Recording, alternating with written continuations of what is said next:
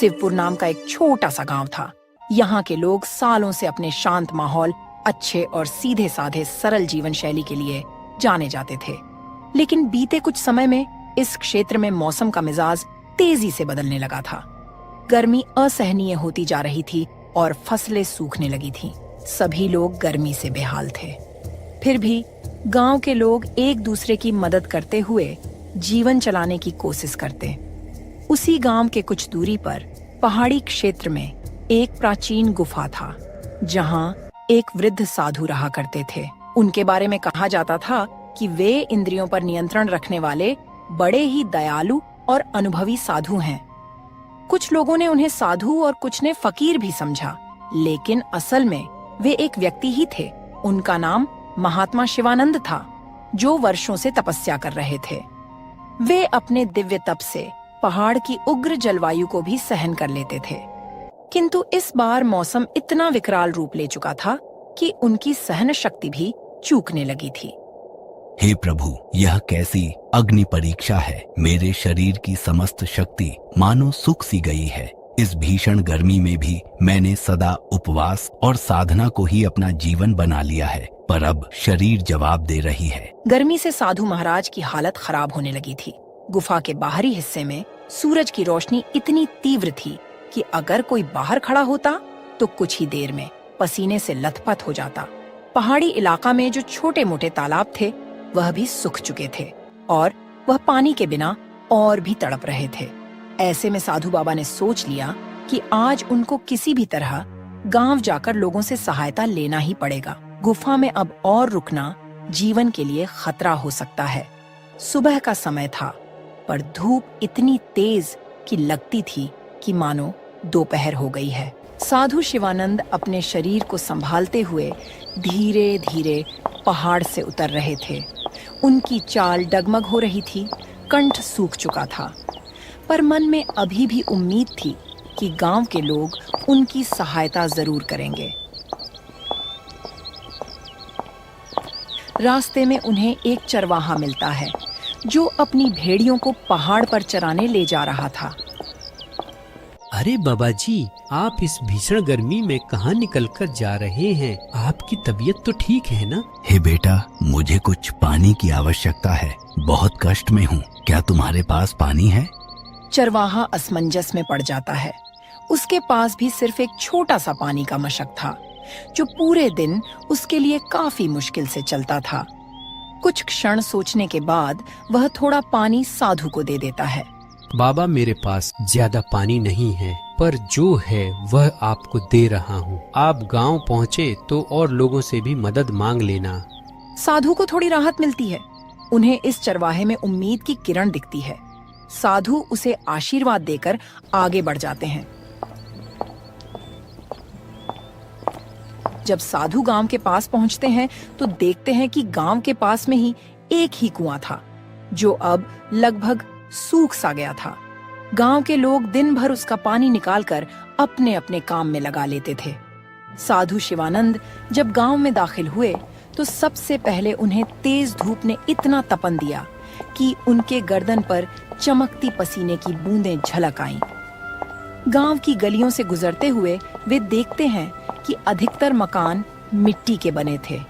कुछ बैल बेचैन होकर तड़फड़ा रहे थे। थोड़ी दूर जाने पर साधु को कुछ लोग दिखाई देते हैं, जो मिलकर एक सूखे तालाब की तलहटी साफ कर रहे थे। अरे शंभू भाई, लगता है ये गर्मी हमारी जान लेकर ही मानेगी। इतनी गर्मी, ऊपर से गर्म हवा शरीर को जला दे रही है। हाँ, तुम सही कह रहे हो, पर हम कर भी क्या सकते हैं? गांव में सभी परेशान हैं। अब तो कुआं का पानी भी खत्म होने वाला है। अगर पानी खत्म हो गया तो हम सब पानी के बिना तड़प तड़प कर मर जाएंगे। हे भक्तों, क्या कोई मेरी सहायता कर सकता है? मुझे पानी की अत्यंत आवश्यकता है, और यदि कुछ छाया या विश्राम का स्थान मिल जाए तो मैं आपका आभारी रहूंगा। ग्रामीणों ने उन्हें देखा, पर कोई खास उत्सुकता नहीं दिखाई। उन्हें लगा कि यह कोई साधु या भिक्षुक होगा, जो भीख मांगने आया है। बाबा, अपने लिए पानी जुटाना इस समय हमारे लिए भी मुश्किल हो रहा है। हम खुद यहाँ सूखे तालाब की सफाई कर रहे हैं, ताकि बरसात आए तो पानी संग्रहित कर सकें। ऐसा नहीं है कि हमारे पास कोई भंडार है जिसे हम लुटा दें। मैं समझ सकता हूँ बेटा, पर मेरी दशा बहुत दयनीय है। मैं पहाड़ से नीचे आया हूँ, गुफा में रहता था। अब इस अत्यधिक गर्मी के कारण मेरा शरीर साथ नहीं दे रहा। सिर्फ कुछ घूंट पानी और थोड़ा विश्राम दे दो। साधु महाराज को इतना कहने पर भी कोई उनको एक गिलास पानी तक नहीं दिया। फिर वह आगे बढ़ते हैं।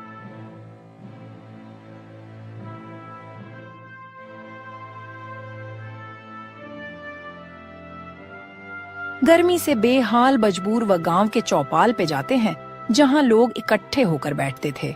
चौपाल के बीच में एक बड़ा वृक्ष था, जिसकी छाया ही कुछ राहत देती थी। साधु उसी छाया की ओर बढ़े, लेकिन वहां पहले से ही कुछ लोग बैठे थे और गर्मी से बचने की कोशिश कर रहे थे। बच्चों, मुझे कुछ समय के लिए इस छाया में बैठने दीजिए, और हो सके तो एक लोटा पानी दे दो। मुझे बहुत जोर की प्यास लगी है। चौपाल पर बैठे व्यक्ति बाबा का मजाक बनाते हुए बोलते हैं, बाबा, पानी की किल्लत सबको है, फिर भी अगर आपको बैठना है तो किसी कोने में बैठ जाएं, लेकिन हमसे ज्यादा उम्मीद न रखिए। फिर भी आप तो साधु हैं, आपको पानी की क्या जरूरत? आप तपस्या कीजिए। आपको तो भगवान पहले ही इतनी शक्ति दिए हुए है कि आपको पानी की क्या जरूरत? साधु जी शर्मिंदा होकर धीरे से कोने में बैठ गए। वह अत्यधिक थकान महसूस कर रहे थे।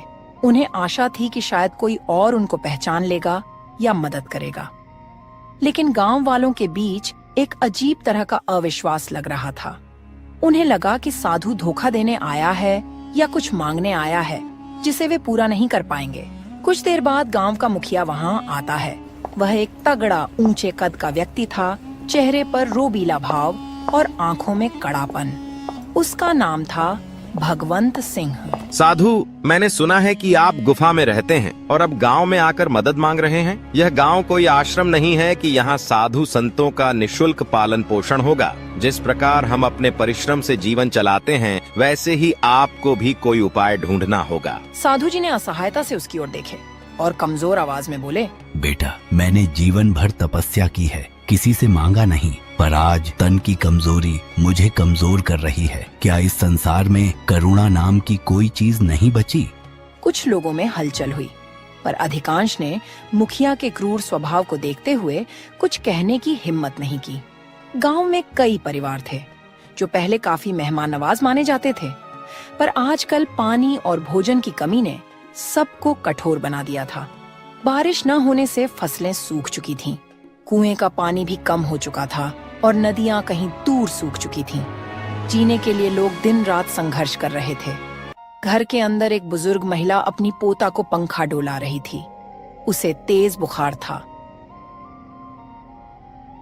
साधु जब गांव में घूम घूम कर लोगों से मदद मांग रहे थे, तब उन्हें कई मकानों से क्रूर भाषा का प्रयोग मिला।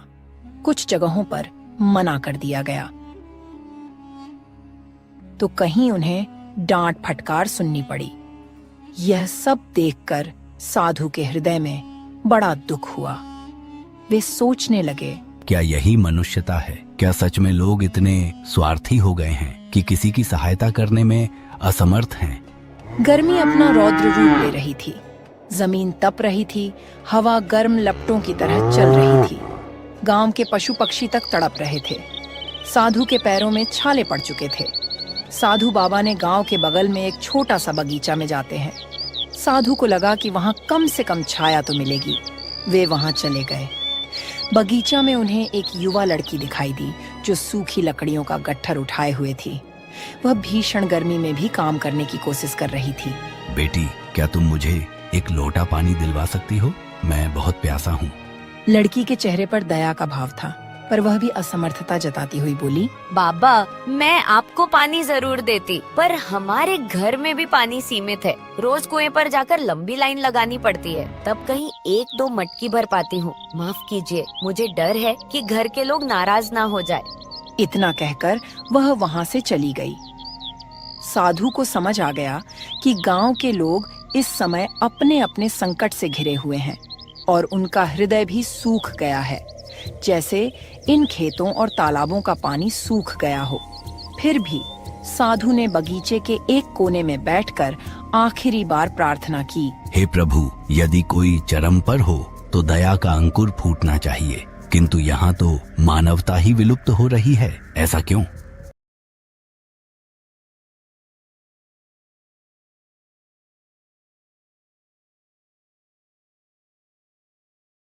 ऐसा क्यों?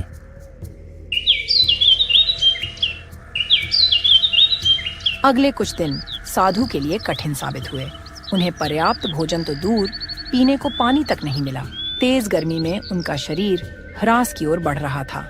एक दिन दोपहर को जब सूरज आसमान के ठीक ऊपर था और किरणें मानो आग बरसा रही थीं, तब साधु बेहोश होकर गिर पड़े। गांव वाले इकट्ठा हुए, लेकिन उस वक्त भी उनमें कोई उत्साह या करुणा नहीं थी। मुखिया भगवंत सिंह भी पहुंचा और साधु को देखते ही बोला, इन्हें उठाकर छाया में कर दो, नहीं तो ये मर जाएंगे तो आगे और झंझट खड़ी हो जाएगी।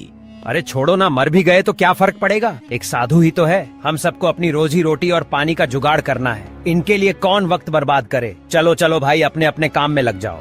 कुछ ही देर में साधु को थोड़ा होश आया। उन्होंने धीमी सी सांस ली और बोलने की कोशिश की, लेकिन शब्द उनके कंठ में अटक गए। साधु को लगा कि अब उनका अंत समय आ गया है। कमजोरी इतनी बढ़ चुकी थी कि उनका शरीर कांप रहा था। उनकी आंखों से आंसू बह निकले।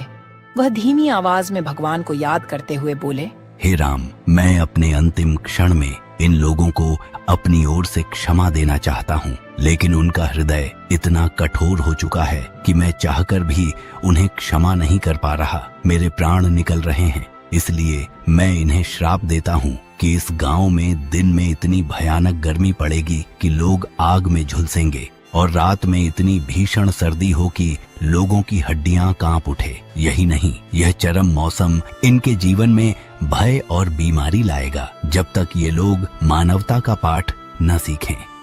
इतना कहकर साधु ने अपने प्राण त्याग दिए। गांव वाले हक्के बक्के रह गए। कुछ को इस श्राप पर हंसी आई तो कुछ लोग निराश हुए।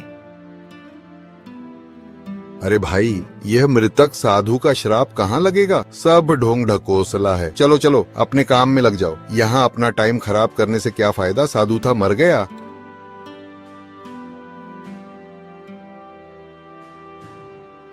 साधु की मृत्यु के 1-2 दिन बाद ही मौसम ने अपना विकराल रूप दिखाना शुरू कर दिया। सूरज की गर्मी, जो पहले ही असहनीय थी, अब और भी प्रचंड हो गई। तापमान इतना बढ़ गया कि मिट्टी में दरारें पड़ने लगीं। पशु पक्षियों के लिए जीवन और भी कठिन हो गया। दिन में लूह चलती, जिसके थपेड़े मानो शरीर को झुलसा देती थी। गांव वाले दिन में बाहर निकलने से कतराने लगे, पर रात होते ही हालात बिल्कुल उल्टा हो जाता। ठंडी हवाएं चलती, लेकिन यह ठंडक सुखद नहीं, बल्कि हाड़ कपा देने वाली थी। लोगों को समझ ही नहीं आता कि इतनी उग्र गर्मी के बाद अचानक इतनी भयंकर ठंड कैसे हो सकती है। अरे शंभू भाई, मौसम का मिजाज कुछ समझ नहीं आ रहा। ये कैसा मौसम हो गया जो दिन को तेज गर्मी और रात को हाड़ कपाने वाली ठंडी पड़ रही है? ऐसा तो मैंने अपने जीवन में पहली बार देख रहा हूँ। हाँ, तुम सही कह रहे हो। मुझे भी कुछ समझ नहीं आ रहा है कि यह क्या बला है। अब तो लोगों की तबीयत भी खराब होने लगी है और बच्चों को निमोनिया होने लगी और बुजुर्ग मरने लगे हैं। इस चरम मौसम ने गांव के स्वास्थ्य तंत्र को तहस नहस कर दिया। दिन में गर्मी और रात में निमोनिया या सर्दी जुकाम जैसी बीमारियां फैलने लगीं।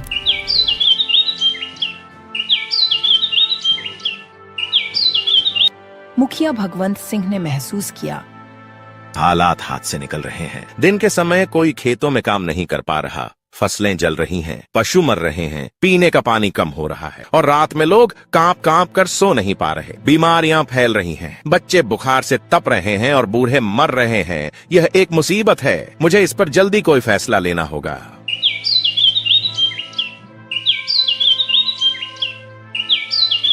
अगले दिन मुखिया ने एक आपात बैठक बुलाई। गांव के सभी प्रतिष्ठित लोग और साथ ही आम ग्रामीण भी जुटे। सबके चेहरे पर चिंता और भय की लकीरें स्पष्ट थीं। यह स्थिति अब बर्दाश्त से बाहर हो रही है। दिन में हम जलते हैं, रात में ठिठुरते हैं। गांव के कई बच्चे और बुजुर्ग बीमार पड़ चुके हैं। अगर यह ऐसे ही चलता रहा तो हमारा गांव उजड़ जाएगा। मुझे लगता है कि यह सब उस साधु के श्राप का नतीजा है। भीड़ में हलचल हुई।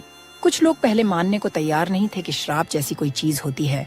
अरे मुखिया जी, आप भी क्या उस मामूली साधु के श्राप के चक्कर में पड़े हैं? श्राप नाम का कोई चीज नहीं होती। यह सब ढकोसला होता है लोगों को डराने के लिए। मुखिया जी, हमने उन साधु के साथ अच्छा व्यवहार नहीं किया। वह बेचारा गुफा से चलकर आए थे, पर हमने उन्हें पानी तक नहीं दिया। वह हमारे सामने तड़पता रह गए और हम देखते रहे। हमें अवश्य ही उसका प्रायश्चित करना चाहिए। अगर सच में साधु का श्राप हम आम गांव वालों को लगा है तो हम इसका प्रायश्चित करेंगे, लेकिन अब उस साधु की मृत्यु हो चुकी है। हम कैसे प्रायश्चित करेंगे? क्या अब और कोई उपाय नहीं है जिससे हम इस श्राप से मुक्ति पा सके? किसी को समझ नहीं आता कि अब वह क्या करे। तभी बुढ़िया बोलती है, अगर सच में हमें इस श्राप से छुटकारा पाना है तो हमें गांव से कुछ दूरी पर एक झोपड़ी में वृद्ध आदमी रहते हैं। उनका नाम दादूराम है। वह बहुत जानकार और ज्ञानी है। हमें उनसे मिलना होगा। सभी लोग इस बात से सहमत होते हैं और उनके पास जाते हैं।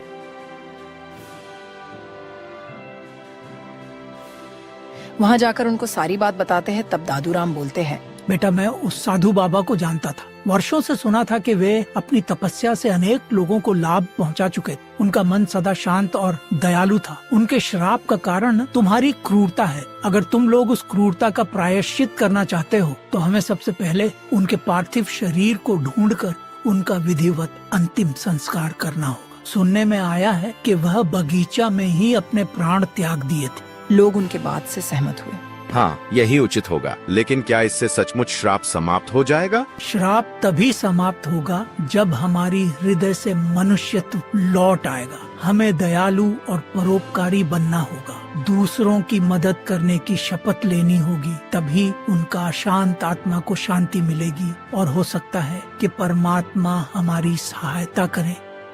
गांव के लोग एकजुट होकर बगीचा में पहुँचे, जहाँ साधु का पार्थिव शरीर पड़ा हुआ था। भीषण गर्मी के कारण कुछ ही दिनों में स्थिति दयनीय हो चुकी थी, लेकिन लोगों ने हिम्मत करके शरीर को परंपरा के अनुसार अंतिम संस्कार किया। साधु का अंतिम संस्कार पूरे सम्मान के साथ किया गया। मन में सबके पश्चाताप के स्वर गूंज रहे थे। मुखिया अब बाबा से हाथ जोड़कर प्रार्थना किया, हे बाबा, हमें क्षमा करो। हमने आपके साथ जो दुर्व्यवहार किया उसके लिए हम सभी दोषी हैं। अब हम वचन देते हैं कि किसी भी जरूरतमंद को कभी निराश नहीं करेंगे। अगले कुछ दिनों में मौसम में थोड़ा बदलाव दिखने लगा। दोपहर की लू अब भी थी, लेकिन पहले जैसी भयानक नहीं। रातों की सर्दी भी कुछ कम हो गई।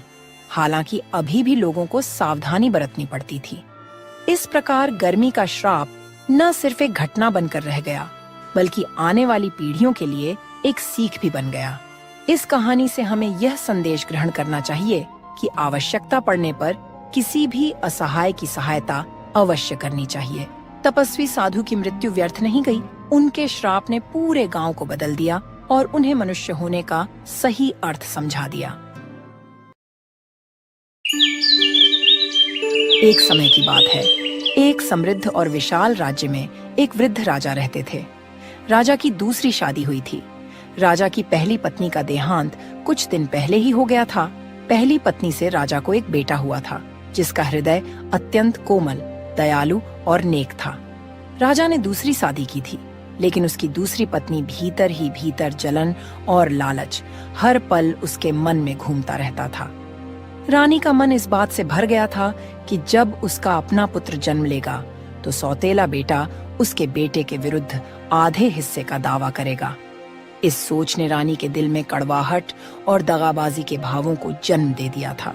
देखो तो सही, ये सौतेला बच्चा कैसे इतना मीठा बोलता है। पर मुझे चिंता है कि जब मेरा बेटा जन्म लेगा तो उसका आधे का हिस्सेदार हो जाएगा। मैं अपने ही बेटे का भविष्य खराब नहीं करना चाहती। मुझे कुछ करना चाहिए। उसकी आंखों में क्रोध और लालच की चमक झलक रही थी। उसी शाम रानी ने अमन के लिए आदेश जारी किया। अमन, तुम आज से मेरे नौकर बनकर रहना। महल के कामकाज में मेरी सहायता करो, और अगर तुम अपना कार्य ठीक से नहीं करोगे तो तुम्हें दंड भी भुगतना पड़ेगा। और सुनो, यह सब बात तुम महाराज से मत बताना। अगर तुमने महाराज से बताया तो तुम्हें उल्टा लटका के मारूंगी। माँ, मैं हमेशा आपकी सेवा करने के लिए तैयार हूँ। आखिर आप मेरी प्यारी माँ हो। माँ की सेवा नहीं करूँगा तो किसका करूँगा? अमन की मासूमियत में रानी ने नफरत का बीज बो दिया। रानी ने उसे रोज कठोर मेहनत के काम में लगा दिया करती और उसे ठीक से भोजन भी नहीं देती थी। अमन अपनी मासूमियत में बिना किसी शिकायत के सभी आदेश मानता था। समय बीतता गया। रानी के मन में और भी कठोर विचार उमड़ने लगे। वह सोचने लगी, क्यों ना अमन को हमेशा के लिए इस दुनिया से मिटा दिया जाए, ताकि भविष्य में मेरे आने वाले बेटे का पूरा अधिकार सुरक्षित रह सके और पूरा राजपाट मेरा अपने बच्चे का हो सके। रानी के मन में अमन को हमेशा के लिए रास्ते से हटाने के लिए षड्यंत्र रचने लगी थी। तभी रानी की एक करीबी सलाहकार वसुंधरा वहां आई। वसुंधरा, मुझे एक योजना सुनानी है जिससे मैं अमन को हमेशा के लिए इस दुनिया से दूर कर सकती हूँ। अगर वह इस दुनिया से चला जाता है तो मेरा जन्म लेने वाला बेटा बिना किसी रुकावट के राज्य का उत्तराधिकारी बनेगा। महारानी, क्या आप वाकई ऐसा कर सकती हैं? अमन तो बहुत मासूम है। इस प्रकार की अनहोनी आप सोच भी कैसी सकती है महारानी जी। महाराज अमन को अपने दिल का टुकड़ा समझते हैं। आप अमन पे कुछ तो दया करो। देखो वसुंधरा, मुझे कोई दया नहीं लगती उस मनहूस पर। यह राज्य मेरे बेटे का होना ही चाहिए और यदि अमन जिंदा रहा तो उसका आधा हिस्सा मेरे बेटे का हक से चला जाएगा। वसुंधरा रानी को समझाने की कोशिश करती है, लेकिन रानी उसकी एक न सुनी। इस प्रकार रानी ने एक षड्यंत्र रचने का निश्चय कर लिया।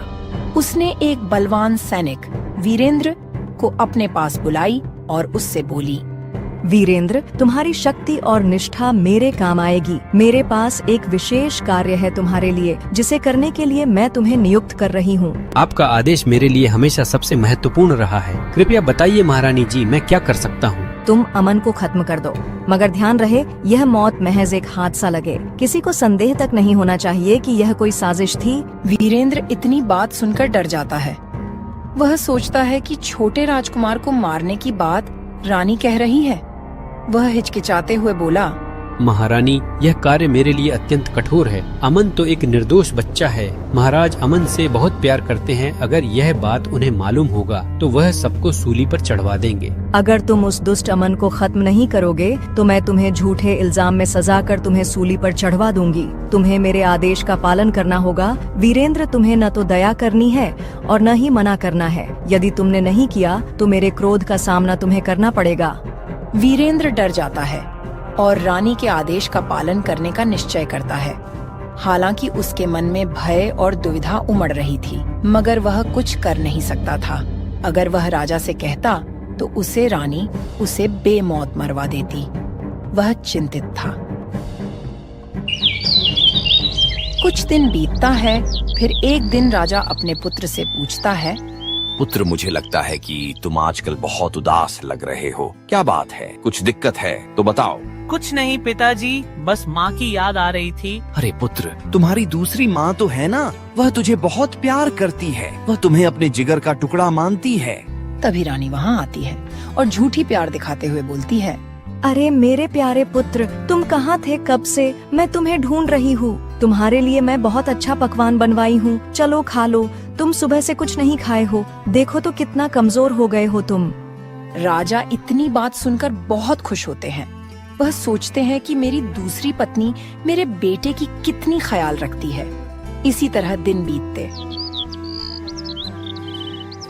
फिर एक दिन रानी सैनिक से कहती है, वीरेंद्र, इस अमन का खेल कब खत्म करोगे? कई दिन बीत गया, इसी तरह रहा तो वह धीरे धीरे बड़ा समझदार हो जाएगा तो उसे मारने में दिक्कत हो जाएगा। महारानी, इस समय सारे सैनिक, मंत्री और प्रजा जन महल में हैं। मैं किसी सुनसान दिन का इंतजार कर रहा हूँ, क्योंकि अगर कोई देख लेगा तो हम लोग फंस जाएंगे। तो देर किस बात की? कल महाराज और मंत्री और सभी सैनिक दूसरे राज्य में कुछ सुनवाई के लिए जा रहे हैं। क्यों ना तुम कल ही सारा काम खत्म कर दो? ठीक है महारानी जी, आपकी जैसी इच्छा। फिर अगले दिन जब सूर्य की किरणें भी उदास लग रही थीं, तब वीरेंद्र ने अमन की निगरानी में लग गया। वह जानता था कि उसे आज अमन को इस दुनिया से खत्म करना है। अमन हमेशा की तरह महल के कार्यों में लगा हुआ था, बिना किसी शंका के। वीरेंद्र अमन को देखकर अपने मन में सोचता है, हे भगवान, यह मैं क्या करने जा रहा हूँ? इस निर्दोष बच्चा को कैसे मार सकता हूँ मैं? पर महारानी का आदेश सबसे ऊपर है, नहीं तो महारानी अनर्थ कर देंगी। उसकी आंखों में भी झलक रही थी अपराध बोध की चमक, परंतु उसने अपने कर्तव्य को निभाने का निर्णय किया था। धीरे धीरे वीरेंद्र ने अमन के पास जाकर उसे अकेले ले जाने का बहाना बनाया। छोटे महाराज, मुझे महल के बाहर कुछ जरूरी काम के लिए जाना है और आपको भी हमारे साथ चलना होगा। मेरे साथ चलो, मैं आपको कुछ रोचक जगह दिखाने ले जाऊंगा। ठीक है, मैं चलूंगा, पर पहले माँ से इजाजत तो ले लूं, नहीं तो वो बहुत गुस्सा होंगी, क्योंकि वो मुझसे बहुत प्यार करती हैं। उनके इजाजत के बिना मैं कहीं नहीं जा सकता। इतनी बात सुनकर सैनिक का दिल पसीज जाता है, मगर वह रानी के खिलाफ भी नहीं जा सकता था। वह दुखी मन से अमन को कहता है, अरे छोटे महाराज, रानी साहिबा ही बोली हैं तुम्हें घुमाने के लिए, चलो मेरे साथ, तुम्हें आज कुछ अद्भुत जगह दिखाऊंगा। ठीक है, चलो मैं चलूंगा, पर मेरा दिल कहता है कि मैं पहले माँ से पूछ लूं, उसके बाद मैं चलूंगा। अमन तुरंत ही रानी के पास जाता है और पूछता है, माँ, वीरेंद्र सैनिक के साथ मैं घूमने जाना चाहता हूँ, क्या आपकी इजाजत है? हाँ, क्यों नहीं, तुम जाओ, जंगल में बहुत अनोखा अनोखा दृश्य देखने को मिलेगा। तुम जाओ, तुम्हें बहुत अच्छा लगेगा। लेकिन माँ, मुझे पता नहीं क्यों बहुत घबराहट हो रही है, लगता है कुछ अनहोनी होने वाला है। अरे नहीं बेटा, यह सब तुम्हारा वहम है। तुम पहली बार जंगल का सैर करने जा रहे हो, इसीलिए तुम घबरा रहे हो। तुम निश्चिंत होकर जाओ और फिर मेरा आशीर्वाद तुम्हारे साथ है। रानी की बात सुनकर अमन खुशी खुशी सैनिक के साथ चला जाता है। तभी रानी मन ही मन सोचने लगती है, जा जा अमन के बच्चे, आज तेरा खेल खत्म। अब से मेरे आने वाले बच्चे का सारा राजपाट होगा। दोनों महल से बाहर निकलते हैं और एक सुनसान रास्ते पर चल पड़ते हैं।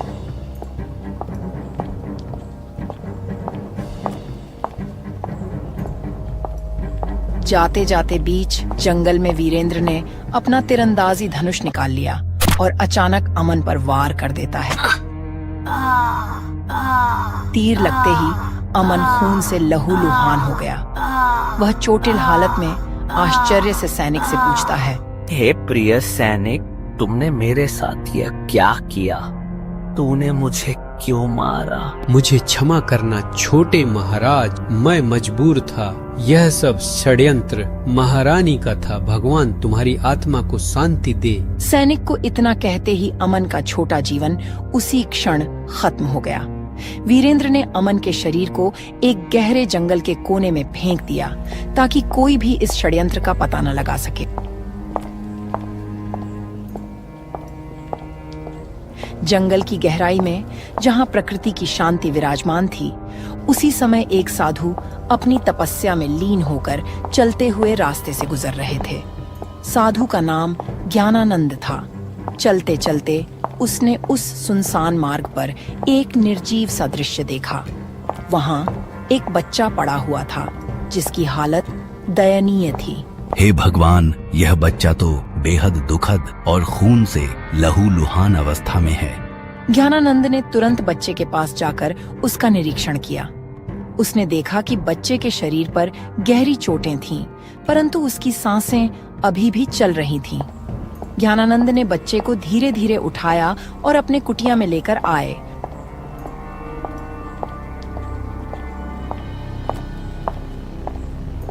और ज्ञानानंद ने बच्चे का उपचार करना शुरू किया, उसे औषधियां दी और धीरे धीरे उसकी हालत में सुधार आने लगा। बच्चे ने ज्ञानानंद की गोद में अपना विश्वास जताया।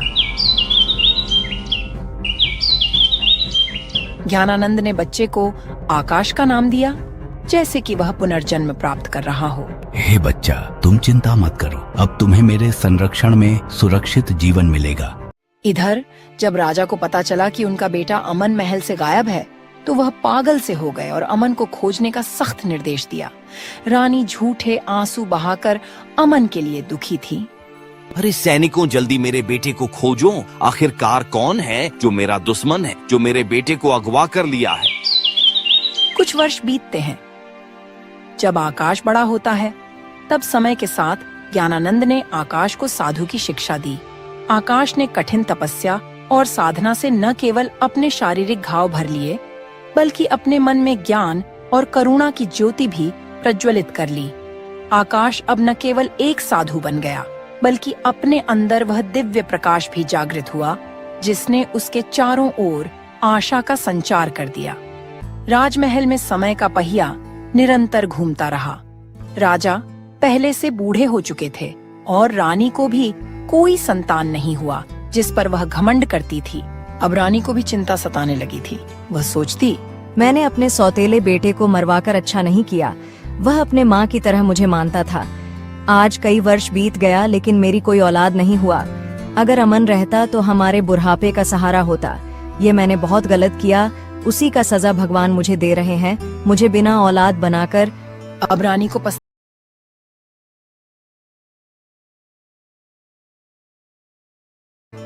को पछतावा हो रहा था, परंतु अमन अब महल में नहीं था। राजा को भी अपने राज्य की चिंता सताने लगी। मुझे मेरे पुत्र का इंतजार है, परंतु मुझे कुछ भी नहीं मिल रहा। क्या यह सच है कि वह अब इस दुनिया में नहीं है? राजा की आवाज में निराशा और पीड़ा की झलक थी। दिन बीतते गए और राजा की सेहत में लगातार गिरावट आती गई। उनके मन में एक अनकही पीड़ा थी जिसे समझना कठिन था। अंततः राजा की चिंता और बेचैनी उनके स्वास्थ्य पर भारी पड़ गई।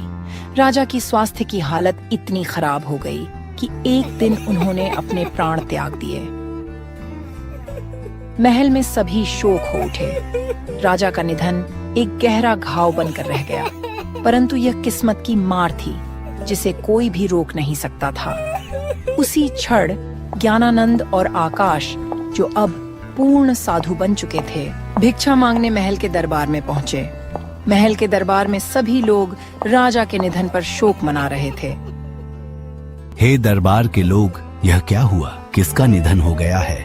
दरबार के लोग साधु की बातें सुनकर उनसे सारी बात बताते हैं। क्या बताऊं बाबा, इस राजमहल में अनर्थ हो गया। यह जिसका निधन हुआ है, यह एक राजा थे। उनका एक ही बेटा अमन था जो पता नहीं कहाँ खो गया। उसी के चिंता में राजा की तबीयत खराब होने के कारण आज उनकी मृत्यु हो गई। हे बाबा, यह बताओ कि राजा का निधन किस प्रकार हुआ। ऐसा प्रतीत होता है कि उनके मन में असीम पीड़ा थी। राजा का निधन सिर्फ शारीरिक रोग के कारण नहीं हुआ। उनके मन पर अटकी निराशा, अविश्वास और अनदेखी पीड़ा ने भी उन्हें तोड़ दिया। बहुत समय पहले की बात है, राजा का एक ही संतान अमन था। वह करीब 10 साल पहले कहीं लापता हो गए। तब से राजा दुखी रहने लगे थे और उनकी आज मौत हो गई। बुजुर्ग की इतनी बात सुनकर साधु ज्ञानानंद समझ जाते हैं कि आकाश को ही उन्होंने कई साल पहले जंगल से घायल स्थिति में उठाकर अपनी कुटिया में लाए थे। फिर साधु महाराज अमन को आकाश का नाम दिया था। साधु ज्ञानानंद ने रानी से पूछते हैं, महारानी, क्या आप हमें बता सकती हैं कि राजा का निधन कैसे हुआ है? रानी, जो अब अकेली और पीड़ा में डूबी हुई थी, उसकी आंखों में चिंता और भय साफ झलक रहे थे। वह धीरे से बोल पड़ी, सच तो ये है कि मैंने ही अपने सौतेले बेटे अमन के साथ अन्याय किया। मैंने उसे अत्याचार में डाला और आज्ञा दी कि उसे मार दिया जाए। अगर मैंने उसे मरवा दिया होता तो मेरे जन्मे हुए बेटे को संपूर्ण राज्य का उत्तराधिकारी बनना निश्चित हो जाता, परंतु नियति का खेल कुछ और ही था। दरबार में एक घबराहट फैल गई। सबको समझ में आ गया कि रानी के लालच और जलन ने किस कदर राज्य में दुख और विनाश फैला दिया था। महारानी, क्या तुम जानना चाहती हो कि अमन इस समय कहाँ है? हाँ बाबा, अगर मेरा बेटा जीवित होगा तो मैं भगवान का शुक्रगुजार रहूंगी। मैं कई वर्ष पहले अपने तपस्या में लीन होकर जंगल के रास्ते जा रहा था। तभी मुझे एक मासूम सा बच्चा खून से लथपथ जमीन पर पड़ा हुआ मिला। मैंने उसे उठाकर अपने कुटिया पर ले गया और उसका इलाज किया। कुछ दिन के बाद वह बिल्कुल सही हो गया और वह बच्चा, यह प्रकाश है। इसका नाम मैं अमन से प्रकाश रख दिया था। यह अब एक साधु बन गया है। इतना कहते ही रानी और वहाँ के सभी लोग समझ गए कि अमन एक साधु बन गया है। रानी रोते हुए बोलती है, अरे मेरे बेटे, मुझे माफ कर दो। मुझसे बहुत बड़ी गलती हो गई। मैं अपने लालच और स्वार्थ के लिए तुम्हें मरवाना चाहा। अब मुझे इसकी सजा मिल रही है। मुझे क्षमा कर दे बेटा। देख रहा है बेटा, तुम्हारे पिताजी तुम्हारा इंतजार करते करते इस दुनिया को छोड़कर चले गए। मत रो माँ, तुम्हें जो अच्छा लगा तुमने वह किया। तुम कल भी मेरी प्यारी माँ थी और आज भी हो। इस राज्य का प्रत्येक व्यक्ति यह सीख ले कि लालच और जलन केवल विनाश का कारण बनते हैं। हमें अपनी भावनाओं को संतुलित रखकर प्रेम और सहानुभूति की राह पर चलना चाहिए। मुझे क्षमा करो अमन बेटा, मुझसे बहुत बड़ी भूल हो गई। मुझे अपने किए पर पछतावा है। अब तुम्हारे पिता भी इस दुनिया से चले गए। अब इस राज्य को देखने वाला कोई नहीं है। अब तुम इस राजमहल की गद्दी संभाल लो। राजपाट और गद्दी का मोह जिस दिन त्याग दिया उसी दिन सच्चा साधु बन गया माँ। अब मेरी लालसा सिर्फ परमात्मा की भक्ति में है, न कि सोने चांदी और सिंहासन में। बेटा खोल दे यह साधु का वस्त्र और मेरे साथ रह। क्या तू अपने माँ को छोड़ देगा? देखना मैंने जो किया उसकी सजा मुझे मिल गई। तेरे अलावा मेरी कोई संतान नहीं हुआ। अब तू मेरे पास रह जा। नहीं नहीं माँ, जो सच में साधु बनता है वह लोभ, मोह और इच्छाओं की बेड़ियां तोड़ चुका होता है। राज सिंहासन हो या जंगल की कुटिया, मेरे लिए दोनों बराबर हैं। गद्दी की चाहत तो उन लोगों में होती है जो सांसारिक सुखों में फंसे होते हैं। साधु का एक ही धन होता है, तप, त्याग और सत्य का मार्ग। अमन रानी की एक न सुना और अमन अपने पिता का अंतिम संस्कार कर देता है और वह और राजमहल से चला जाता है। रानी की आंखों में आंसू थे। वह देखती है कि मेरा बेटा बहुत दूर चला गया। सभी के आंखों में आंसू थे। रानी की इस स्वीकृति ने पूरे महल में एक गहरी मौनता फैला दी। लोग सोचने लगे कि कैसे एक इंसान के अंदर की जलन और लालच पूरी दुनिया को तबाह कर सकता है। लेकिन अब पछतावे की यह चुभन समय की धारा में खो गई थी। ज्ञानानंद और अमन के साधु स्वरूप ने लोगों को यह संदेश दिया कि जीवन में दया, प्रेम और क्षमा का पहाड़ों की महत्व रानी कहे कितना जाने वाले अधिक होता शहर शिमला में अरुण नाम का एक आलसी कामचोर लड़का रहता था। अरे ओ कामचोर, अरे जरा घड़ी तो देख, 11 बज चुके हैं और तू अभी भी बिस्तर में ही पड़ा है? अरुण रुद्र सिंह की बात को अनसुनी करके फिर से करवट बदलकर सो जाता है। मैं तो तंग आ गया हूँ इस लड़के से। रोज रोज इसकी कामचोरी बढ़ती ही जा रही है। पानी की बाल्टी लेकर अरुण के ऊपर डालता है।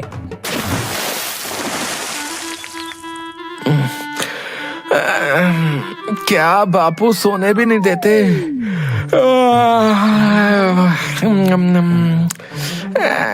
11 ही तो बजे हैं और वैसे भी मैं उठकर कौन सा तीर मार लूंगा।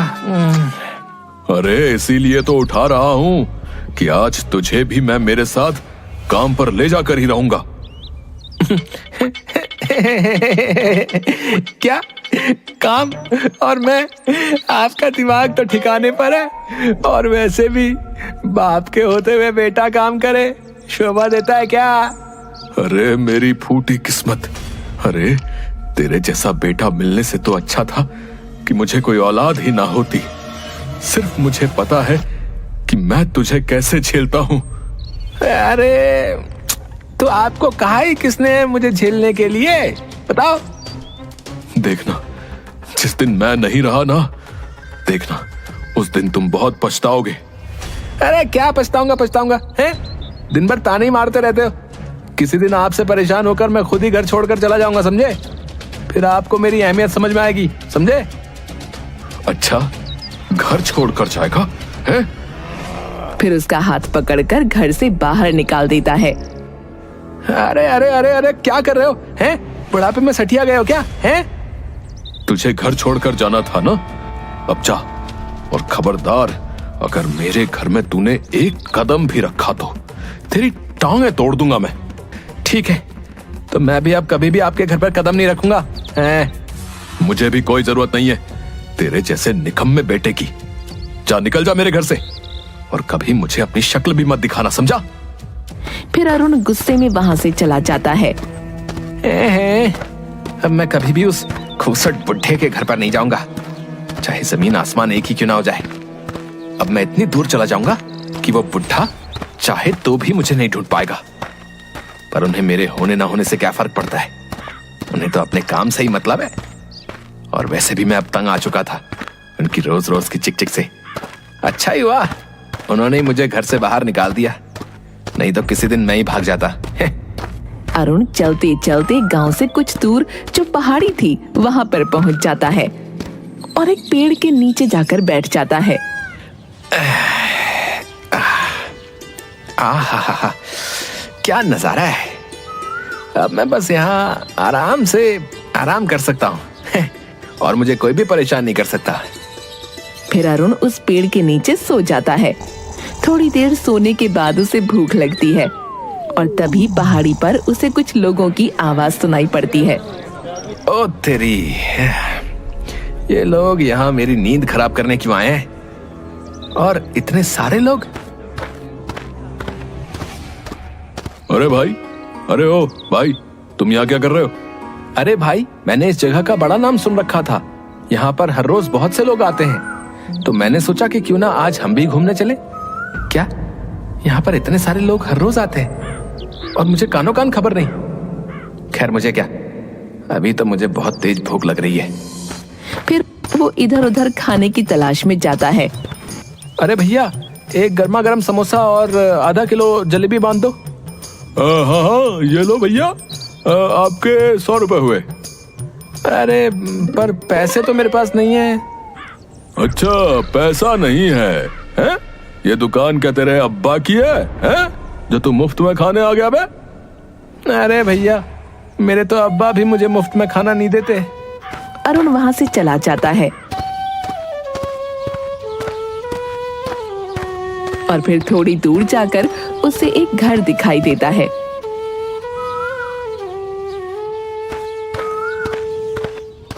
अरे भाई, कुछ खाने को मिलेगा क्या?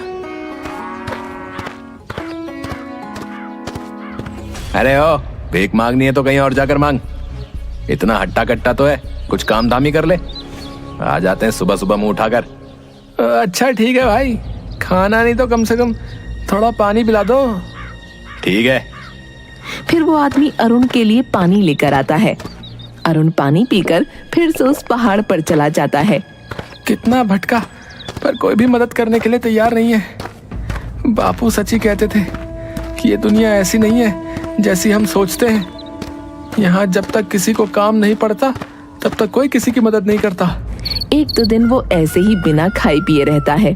आज तो 2 दिन हो गए, पेट में कुछ भी नहीं गया। अगर आज और मैंने कुछ नहीं खाया तो मैं तो बिना मौत से ही मर जाऊंगा। एक काम करता हूँ, आज मैं किसी की थोड़ी बहुत मदद कर दूंगा तो वो कम से कम मुझे एक वक्त का खाना तो दे देगा। हाँ हाँ, यही सही है। फिर वो खाने की तलाश में फिर से पहाड़ी के नीचे गांव में जाता है। थोड़ी दूर चलकर अरुण को एक बूढ़ी औरत दिखाई देती है जो कि चलते चलते अचानक ही गिर पड़ी। अरे अम्मा, क्या हुआ? मैं तुम्हारी मदद किए देता हूँ। फिर अरुण उस बूढ़ी औरत को उसके घर तक छोड़ देता है और उसकी खाट के पास बैठ जाता है। अम्मा, क्या हुआ? अचानक तुम गिर कैसे गई? अरे बेटा, कुछ नहीं, वो बस थोड़ा चक्कर आ गया था। आपके बेटे और बहू दिखाई नहीं दे रहे? वो कहीं काम से गए हैं। अच्छा, उनके आने तक मैं यहीं रुक जाता हूँ। अरुण को भूख के आगे कुछ नहीं दिखाई दे रहा था। अच्छा अम्मा, कुछ खाने को मिलेगा? बूढ़ी औरत अपने पल्लू में से थोड़े से रुपए निकालती है और अरुण को देते हुए, बेटा मेरे पास तो बस इतने ही पैसे हैं, इसमें जो भी मिले वो ले आना। सिर्फ 20 रुपए? इसमें क्या आएगा? हाँ, एक काम करता हूँ, मैं मैगी लेकर आ जाता हूँ। वैसे भी जोरों की भूख लग रही है तो जल्दी भी बन जाएगी और पेट भी भर जाएगा। हाँ। अरुण मैगी ले आता है तो देखता है कि अम्मा चाय बना रही थी। अरे अम्मा, तुम्हारी तबीयत? बेटा मुझे तो आदत है। ला, क्या लेकर आया है? अम्मा, मैगी। ला, मैं फटाफट मैगी बना देती हूँ। हाँ अम्मा, बहुत जोरों से भूख लग रही है, हम दोनों मजे से खाएंगे। मैगी बनाने में अरुण उस बूढ़ी औरत की मदद करता है और बूढ़ी औरत भी उसे बातों बातों में मैगी बनाना सिखा देती है। बूढ़ी औरत मैगी बना देती है और दोनों मैगी के साथ साथ चाय का भी आनंद लेते हैं।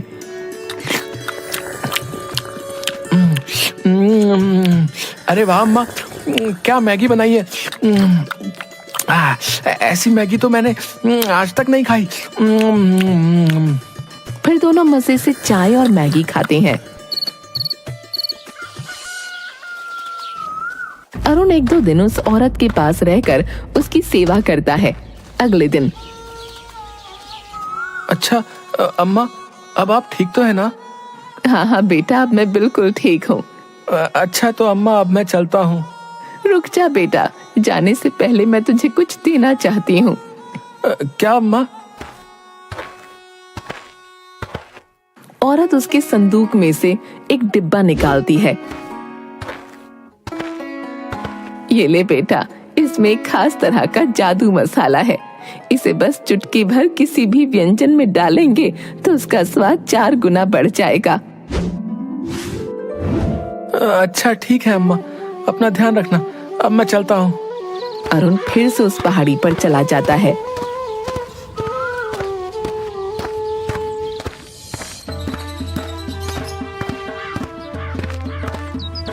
आहा, इसमें से तो बहुत ही अच्छी खुशबू आ रही है, पर इतने मसाले को लेकर क्या मैं ढाबा खोलूंगा?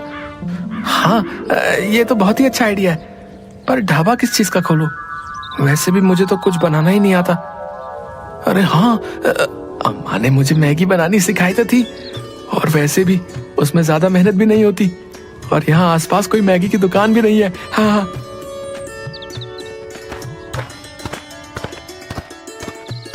फिर अरुण अपने हाथों की चांदी की अंगूठी बेच देता है।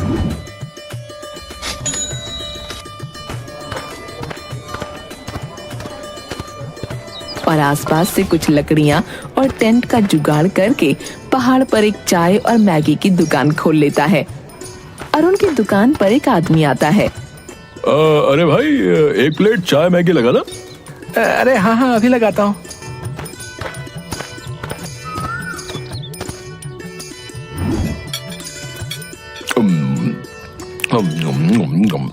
अरे वाह भाई, कुछ भी कहो, पर ऐसी जगह पर चाय और मैगी खाने का तो मजा ही अलग है। हाँ। 1-2 दिन तो उसकी दुकान अच्छे से चलती है, पर तीसरे दिन अचानक बहुत तेज हवा चलने लगती है और उसका टेंट उड़ जाता है। अरे अरे अरे, मेरा टेंट! फिर अगले दिन वो ऐसे ही खुले आसमान में अपनी दुकान डाल लेता है। अब हवा आए तो आने दो, मुझे कोई फिक्र नहीं, ना टेंट उखड़ने की समस्या और ना ही कुछ। अचानक से घने बादल छा जाते हैं और बारिश शुरू हो जाती है। अरे थोड़ी देर पहले तक तो मौसम पूरा साफ था, अचानक बारिश मेरा पूरा खाना खराब कर दिया। हे प्रभु, ये कौन सी परीक्षा ले रहा है तू? कहाँ मैं ऐसो आराम से अपनी जिंदगी जीता था, और अब एक एक पैसे के लिए तरसना पड़ रहा है। फिर वो अपना बचा खुचा सामान लेकर पास ही के घर में मदद मांगने पहुंच जाता है।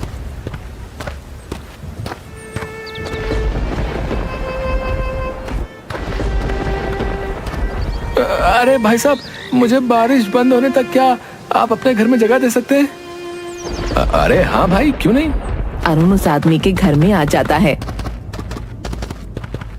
अरे भाई, यहाँ एक अम्मा रहती थी, नजर नहीं आ रही, तुम उनके बेटे हो ना? हाँ हाँ भाई, पर तुम उन्हें कैसे पहचानते हो? कुछ दिन पहले उनकी तबीयत खराब हो गई थी, तो मैं 1-2 दिन उन्हीं के पास रहा था। अच्छा, तो वो तुम ही थे जिसने मेरी माँ का इतना ध्यान रखा था। गांव वालों ने मुझे बताया तो था। हाँ, कहाँ है अम्मा? मुझे उन्हें कुछ बताना है, और उनकी तबीयत तो ठीक है ना? अम्मा, ओ अम्मा! अब तुम चाहकर भी उन्हें कुछ नहीं बता सकते। कुछ दिन पहले ही उनका देहांत हो गया। क्या देहांत हो गया? मैं किसी काम से बाहर गया था, और जब वापस आया तो अगले दिन ही अम्मा की तबीयत बहुत ज्यादा खराब हो गई, और आसपास के लोगों ने मुझे तुम्हारे बारे में बताया था। मैंने तो सोचा ही नहीं था कि मैं तुमसे मिल भी पाऊंगा या नहीं। पर तुम यहाँ पहाड़ी पर क्यों रहते हो, और कहां से आए हो? अरे वाह, आइडिया तो तुम्हारा बहुत अच्छा है। वैसे भी यहाँ पर बहुत से लोग आते जाते रहते हैं, और आसपास कोई मैगी की दुकान भी नहीं है, तो दुकान तो तुम्हारी बढ़िया चलेगी। तभी उस आदमी की छोटी सी बेटी वहाँ आ जाती है। पापा पापा, मुझे भी मैगी खानी है। अरे बेटा, अब इतनी बारिश में मैं तुम्हारे लिए मैगी कहाँ से लेकर आऊं? अरे भाई साहब, मेरे पास जो है थोड़ी सी मैगी बची है, आप इस बच्ची को वो खिला दीजिए। पापा, आप भी खाकर देखिए। फिर वो लड़की अपने पापा को भी मैगी खिलाती है।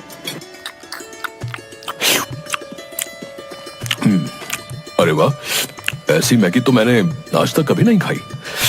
अरे भाई, अब तो तुम्हारे यहाँ मेरे रोज ही आना जाना होगा। नहीं नहीं भाई, अब मैं कुछ नहीं करने वाला, बस बहुत हुआ। मैं कितनी भी कोशिश करता हूँ, पर इस पहाड़ पर दुकान टिकती ही नहीं। अरे नहीं भाई, मैं सच कहता हूँ, ऐसी मैगी तो पूरे शहर भर में नहीं मिलेगी। तुम कहो तो मैं तुम्हारी कुछ मदद कर देता हूँ। वैसे भी तुमने मेरी माँ की बहुत सेवा की थी। वैसे बात तो सही है, अगर मैं मैगी की दुकान नहीं खोलूंगा तब भी मुझे कोई ना कोई काम तो अपने लिए ढूंढना ही पड़ेगा, और इतनी ज्यादा मेहनत ना बाबा ना। एक काम करता हूँ, इसकी बात मानकर पैसे ले लेता हूँ और एक छोटी सी दुकान खोलकर अपना काम आगे बढ़ाता हूँ। ठीक है भाई, पर तुम्हें मेरी दुकान पर अपनी बेटी को लेकर हर रोज आना पड़ेगा। अरे नहीं भाई, अगर रोज रोज इसे लेकर आया तो इसकी आदत खराब हो जाएगी। और दोनों हंसने लगते हैं। फिर अरुण उसकी मदद ले लेता है और कुछ ही दिनों में एक छोटी सी दुकान तैयार कर लेता है। धीरे धीरे उसकी दुकान अच्छी खासी चलने लगती है। पहाड़ी पर आने वाले लोग उसके हाथों की चाय और मैगी खाए बिना नहीं जाते। एक दिन अरुण की दुकान पर कुछ आदमी आते हैं। अरे भाई, एक मैगी और चाय लगाना। मैं बहुत दूर से तुम्हारी दुकान की तारीफ सुनकर आया हूँ। अरुण बूढ़ी औरत के दिए हुए जादुई मसाले से मैगी बनाता है। अरे भाई, खुशबू इतनी अच्छी आ रही है तो सोचो कि मैगी कितनी अच्छी होगी, है?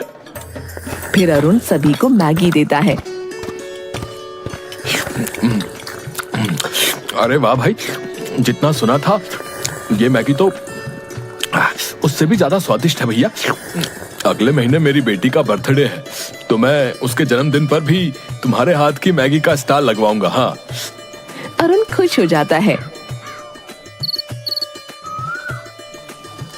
कुछ दिनों बाद अम्मा का बेटा भी अरुण की दुकान पर आता है। अरुण उसे देखकर तुरंत पहचान जाता है। अरे भाई साहब, अपने हाथों की गर्मा गर्म एक प्लेट चाय मैगी लगाना। वो गुड़िया तो आज जिद पर ही अड़ गई थी कि उन अंकल के हाथों की मैगी ही खानी है, तो क्या था, फिर मैं ले आया उसे। अरे अच्छा किया भाई साहब, वैसे भी बहुत दिनों से मैं आपसे मिलने की सोच रहा था। अरुण उस आदमी को चाय और मैगी देता है। अरे अरुण भाई, ये तो और भी ज्यादा लाजवाब है। फिर अरुण उस आदमी को उसके पैसे लौटा देता है। ये लो भाई तुम्हारी अमानत, धन्यवाद। अगर उस दिन आप मेरी मदद नहीं करते तो मैं यहाँ तक नहीं पहुँच पाता। अरे भाई, इसमें धन्यवाद की क्या बात है? आपने मेरी माँ की इतनी सेवा की, तो इसके आगे तो मेरी मदद कुछ भी नहीं। अरुण की दुकान अब आसपास के गांव में फेमस हो गई थी। उसने अब अपनी दुकान में अलग अलग तरह की मैगी बनाना शुरू कर दी थी और धीरे धीरे करके उसने एक ढाबा बना लिया। और अब उसने अपनी मदद के लिए कुछ आदमी भी लगा लिए थे। एक दिन, कहाँ मेरी जिंदगी बिल्कुल निकम्मे जैसी थी और आज मैं एक ढाबे का मालिक हूँ। बापू सही कहते थे, पर अब उनके सामने जाने की हिम्मत ही नहीं होती। पर सच में उनकी बहुत याद आती है। थोड़ी देर बाद जब वो ढाबे में कुछ लोगों को मैगी और चाय दे रहा था, तब वो कुछ लोगों की बातें सुनता है। अरे भाई, सुना तूने? पास के मंदिर में एक आदमी और औरत अपने बेटे को वापस पाने के लिए 4 दिनों से भूखे प्यासे ही पड़े हैं, बेचारे कहीं के। अरे भाई, काहे का बेचारा है? पहले तो उसने खुद ही अपने बेटे को घर से बाहर निकाल दिया और अब उसे ढूंढने के लिए मन्नत मांग रहा है। अरे भाई, पर सुना है कि वो लड़का कोई कामकाज नहीं करता था, हैं? इसीलिए गुस्से में आकर उसके बाप ने निकाला था। कहीं पिताजी तो। अरुण दौड़ता हुआ उस मंदिर में जाता है।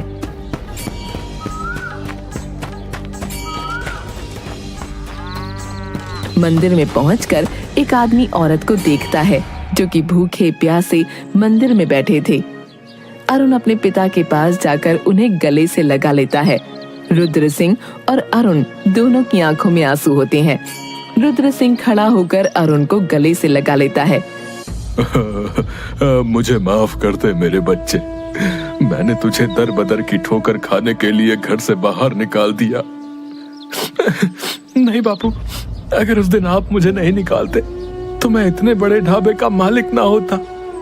मुझे माफ कर दो बापू, मैंने आपकी बात नहीं मानी। क्या ढाबे का मालिक?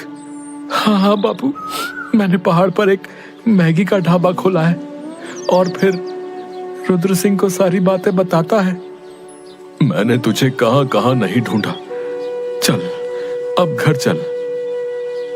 अरे बापू, पर आप पहले मेरे ढाबे पर तो चलिए। फिर अरुण अपने माँ और बाबा को ढाबे पर लेकर जाता है।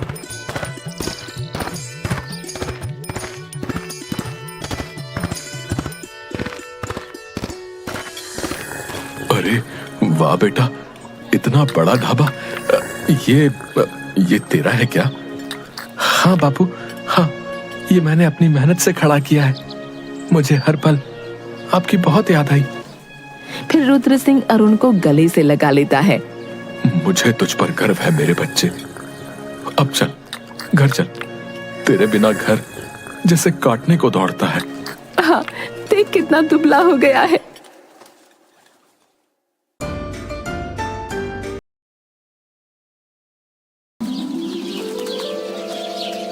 मीरा की शादी को 2 साल हो गए थे। मीरा सरकारी टीचर थी।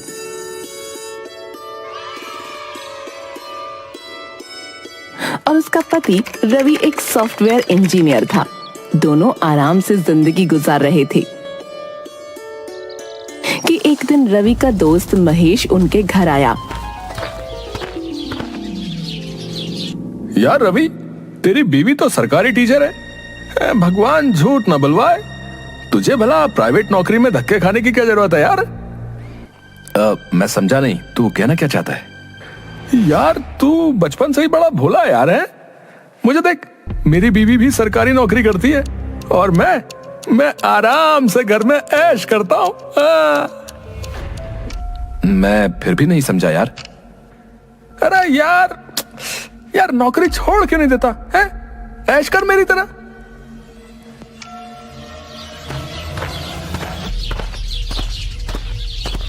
महेश के जाने के बाद रवि बहुत सोचता है और फिर नौकरी छोड़ देता है। लिविंग रूम में रवि एक पुराने से सोफे पर बैठा है और टीवी पर सीरियल देख रहा है। उसकी पत्नी मीरा, जो एक मेहनती महिला है, हाथ में बहुत सारे धुले हुए कपड़े लेकर आती है। रवि, जरा मेरी मदद करो ना, देखो ना कितने सारे कपड़े हैं। अरे पागल तो नहीं हो गई हो? दिखाई नहीं देता? मेरा सीरियल चल रहा है। मीरा कपड़े लेकर छत पर सुखाने चली जाती है। तभी डोर बेल बजती है। दूध वाला आ जाता है। मीरा, ओ मीरा, अरे जल्दी नीचे आओ भाई। अरे दूध लो। कमाल की आलसी हो तुम। अरे पहले नीचे के काम निपटाओ फिर छत पर जाओ। तुम्हें तो बस समय को बर्बाद करना आता है। सुनिए जी, मैं कपड़े फैला रही हूँ। बारिश का मौसम हो रहा है, थोड़े बहुत सूख जाएंगे, तब तक आप दूध ले लीजिए। अरे होश में हो तुम? अरे तुरंत नीचे आओ और दूध लो। और हाँ, साथ ही साथ गरम गरम चाय बनाना और कुछ पकौड़े भी तल देना। बढ़िया मौसम हो रहा है, टीवी देखने का मजा आ जाएगा। मीरा चुपचाप नीचे आती है और दूध लेकर रवि के लिए चाय बनाती है। उसे पकौड़े तलकर देती है। इतवार का दिन होने की वजह से उसके पास बहुत सा काम था। अगले दिन उसे ऑफिस जाना था। अगले दिन शाम को जब मीरा वापस आती है,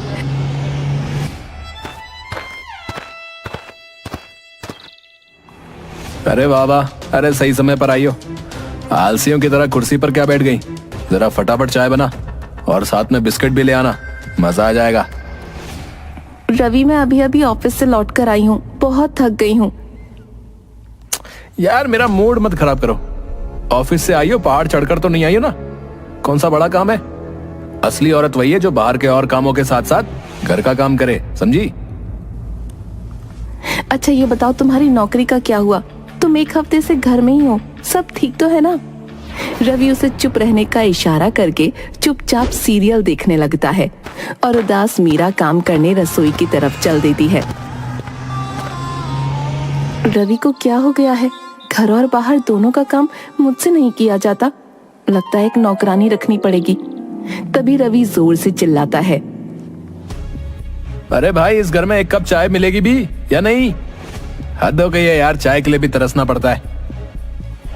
रवि मीरा के किसी भी काम में मदद नहीं करता। घर की चिंता और स्कूल के काम के कारण मीरा किसी भी काम पर ठीक से ध्यान नहीं दे पाती। धीरे धीरे काफी समय बीत जाता है। एक दिन मीरा सोचती है कि रवि को सबक सिखाना ही पड़ेगा। उदास मीरा जब घर लौटती है तो रवि को रोज की तरह सोफे पर लेटकर सीरियल देखते देख सोचती है। रवि से कहती है, वाह, तुम्हारे जैसा भाग्य सबका हो, बस पलंग तोड़ते रहो, शर्म नहीं आती क्या? नौकरी छूटे कई महीने हो गए, तुम नई नौकरी ढूंढते क्यों नहीं? कभी तुम्हें चिंता नहीं होती घर का खर्चा कैसे चलेगा? अरे मैं बस ब्रेक ले रहा हूँ, वैसे भी 2 रोटी से ज्यादा मैं क्या खाता हूँ? क्या तुम मुझे 2 रोटियां भी नहीं मिला सकती? देखो मुझे वैसे भी दिल की बीमारी है, तो मुझे बेकार की टेंशन मत दिया करो, समझी? अरे यार दिमाग खराब मत करो, मस्त सीरियल चल रहा है, दफा हो जाए यहाँ से। हम मुश्किल से गुजारा कर रहे हैं रवि, और तुम घर के कामों में भी मेरी मदद के लिए कुछ नहीं कर रहे हो। मैं अकेली कब तक ये सब करती रहूंगी? अरे यार जिंदगी एक ही बार मिलती है, प्लीज मुझे जीने दो। तुम सच ही कह रहे हो, जिंदगी एक बार ही मिलती है। मैं भी एंजॉय करना चाहती हूँ। बहुत हो गया काम, कल से मैं भी आराम करूंगी। कल से मैं भी स्कूल नहीं जाऊंगी। अगली सुबह जब मीरा ऑफिस नहीं जाती तो रवि हैरान हो जाता है। मीरा की बात सुनकर उसके पैरों के नीचे से जमीन खिसक जाती है। अरे तुम तैयार नहीं हुई? अरे कितनी आलसी हो गई हो, टाइम हो गया तुम्हारा, चलो फटाफट तैयार हो जाओ। तुम्हें समझना चाहिए नौकरी कितनी जरूरी है, वरना घर का खर्चा कैसे चलेगा? बस जो भी हो, अब तो यूं ही चलेगा। आज से मैं भी ऑफिस नहीं जाऊंगी, मुझे भी घर में बैठकर आराम करना है। अरे यार तुम पागल तो नहीं हो गई हो? हैं? जिम्मेदारी भी कोई चीज है। घर चलाने की जिम्मेदारी तुम्हारी है रवि, अब तुम जानो घर कैसे चलेगा। अरे तुम हमेशा मेरे पीछे क्यों पड़ जाती हो? हैं? मिल जाएगी नौकरी। बस करो, अभी तुम्हारी यही बातें सुनते सुनते कितने महीने बीत गए। मैं थक गई हूँ। घर में राशन नहीं है, जैसे चाहो व्यवस्था करो। मैं जा रही हूँ सोने।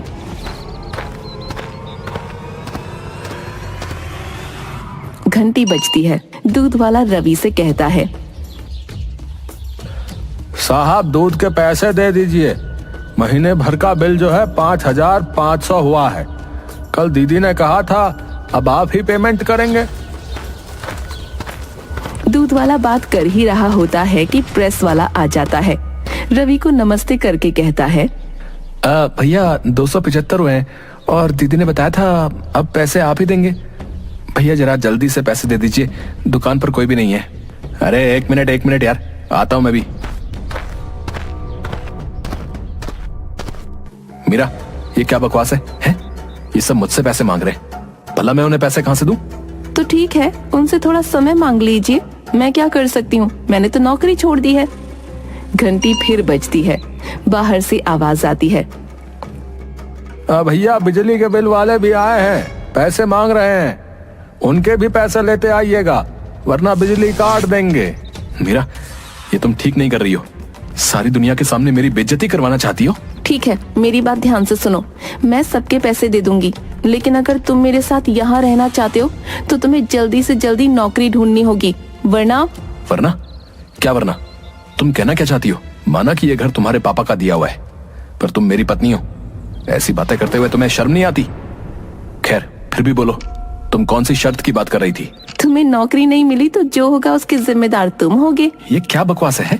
मैं तुम्हारा पति हूँ, तुम भला ऐसे कैसे कह सकती हो? मैं मजाक नहीं कर रही हूँ रवि, याद रखो, वरना खुद ही पता चल जाएगा कि मैं क्या कर सकती हूँ। रवि का दोस्त महेश उससे मिलने घर आता है।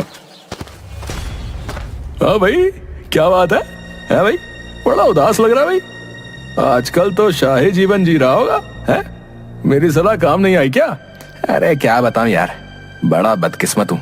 मेरी बीवी को तो जैसे मेरा आराम करना बड़ा भारी लगता है, वो मुझे कभी सुख से जीते हुए देख ही नहीं सकती। हाँ भाई, अरे दिल के छोटा करता है यार है? चल एक काम करते हैं, आज बाहर चलते हैं, बाहर निकलेगा तो मन बहल जाएगा। हाँ अरे इन औरतों का क्या है, मेरी बीवी ने जब ऐसा हंगामा बताया था तो मैंने उसे तलाक देने का अल्टीमेटम दे दिया था, उसके बाद भीगी बिल्ली बन गई। हाँ ये तू क्या कह रहा है यार? मैं अपनी बीवी को तलाक नहीं दे सकता, मैं उससे प्यार करता हूँ यार। अबे यार यही तो प्रॉब्लम है तुम लोगों की यार, है? तुम लोग इमोशनल हो जाते हो यार, है? तेरे अंदर हिम्मत नहीं है तो ये ले, एक बोतल खाली कर और आज अपनी बीवी की सही तरह से खबर ले यार। उसके बाद देख जीने का क्या मजा आता है। महेश उसे खूब शराब पिलाता है और घर छोड़ देता है। मीरा उसे नशे में देखकर जोर से चिल्लाती है, अच्छा तो तुम्हारे ये नए शौक शुरू हो गए हैं? तुमसे कमाया नहीं जाता और शराब पीकर घर आ गए। ज्यादा बकवास करने की जरूरत नहीं है। ज्यादा बोलने की कोशिश की तो तुझे तलाक दे दूंगा। अच्छा तो तुम मुझे तलाक दोगे? कभी सोचा है मुझे तलाक देने के बाद क्या खाओगे? सड़क पर भीख मांगनी पड़ेगी तुम्हें। वैसे भी मुझे क्या तुम तलाक दोगे? कल तुम्हें मैं खुद वकील का नोटिस भिजवा दूंगी। सुबह उठकर रवि को सब याद आ जाता है कि उसने क्या किया।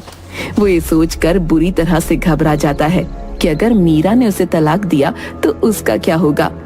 वो मीरा के पास जाता है।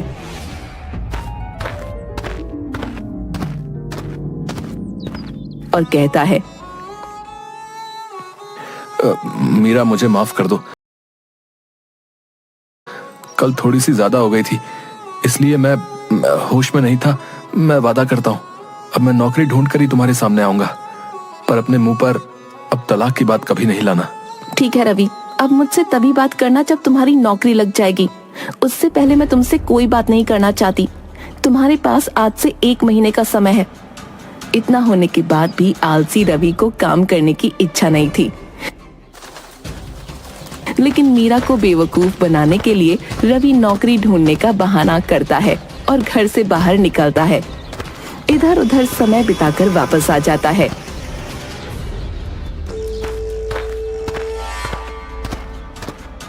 एक महीने बाद रवि लिविंग रूम में बैठा है। मीरा मुस्कुराते हुए आती है। रवि, समय पूरा हो गया, नौकरी मिली क्या? नहीं मीरा, मेरा समय खराब चल रहा है। मैंने कोशिश की लेकिन कुछ भी काम नहीं आया। खैर जो भी हो, अब तुम्हें शर्त के अनुसार परिणाम भुगतना होगा। क्या करना होगा? अरे मुझे तुम ही बता दो, फांसी लगा लो क्या? यही तो चाहती हो ना तुम? मुझे आराम से बैठा देख तुम्हें बेचैनी होती है। देखो रवि, अगर तुम नौकरी नहीं कर सकते तो तुम्हें घर का काम करना होगा। आज से खाना बनाना, कपड़े धोना, झाड़ू पोछा करना, ये सारे काम तुम्हारे जिम्मे होंगे। रवि सहमति में सिर हिला देता है और सोचता है, घर का काम भी कोई काम होता है? अपना सीरियल देखते देखते आराम से इन्हें निपटा दूंगा और चैन से जिंदगी गुजारूंगा। अगले दिन मीरा के जाने के बाद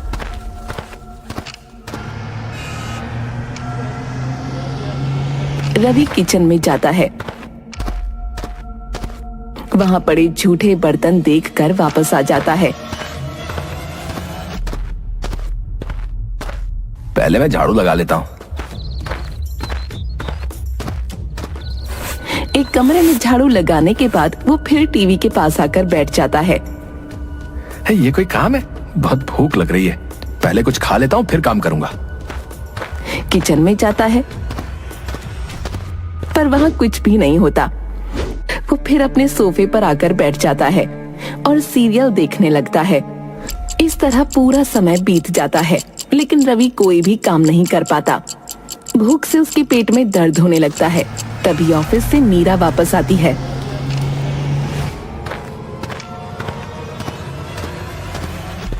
कैसे हो रवि? जरा एक कप चाय बना दो, मेरे सर में बहुत दर्द हो रहा है। चाय? और मैं? ये तुम क्या कह रही हो? मैं तो कब से तुम्हारा इंतजार कर रहा हूँ। तुम कुछ बनाकर भी नहीं गई। सुबह से भूखा हूँ, सारे बर्तन भी गंदे हैं। यानी कि तुमने घर का कोई काम नहीं किया? मेरा यकीन मानो मीरा, मैंने सारे काम करने की कोशिश की थी पर कोई भी काम पूरा नहीं हो पाया। अच्छा, तो फिर तुम पूरे दिन क्या करते रहे? मैं वो सीरियल देख रहा था। रवि, क्या तुम मुझे बता सकते हो इस सीरियल देखने से तुम्हें क्या मिलता है?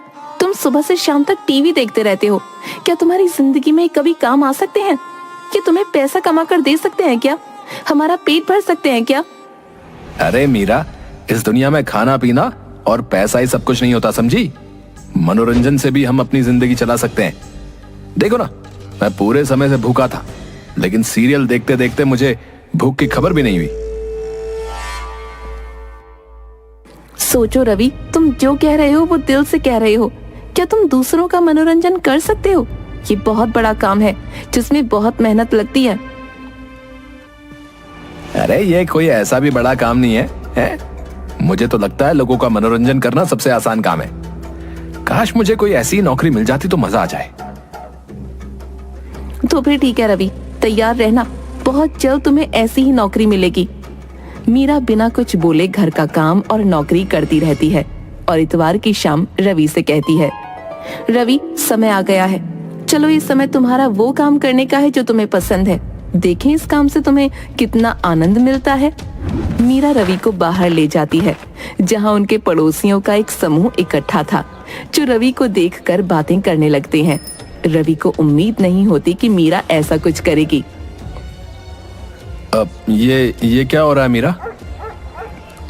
मैंने बस एक छोटा सा कार्यक्रम आयोजित किया था।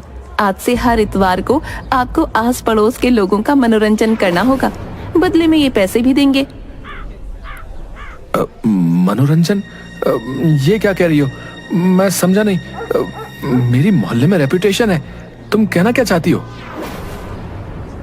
अरे ऐसी भी कोई डरने की बात नहीं है, तो बस अपने पड़ोसियों को नाच गाकर चुटकुले सुनाकर खुश करना होगा। आशा करती हूँ अब तुम्हें ये काम करने में आलस नहीं आएगा।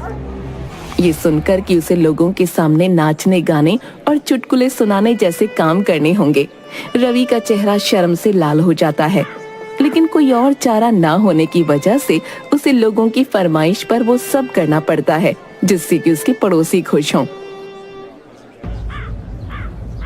अरे रवि जी, जरा चिकनी चमेली वाला डांस दिखाइए ना। रवि जी लीजिए मेरा दुपट्टा पहनकर नाचिए, ये रंग आपके ऊपर सूट करेगा।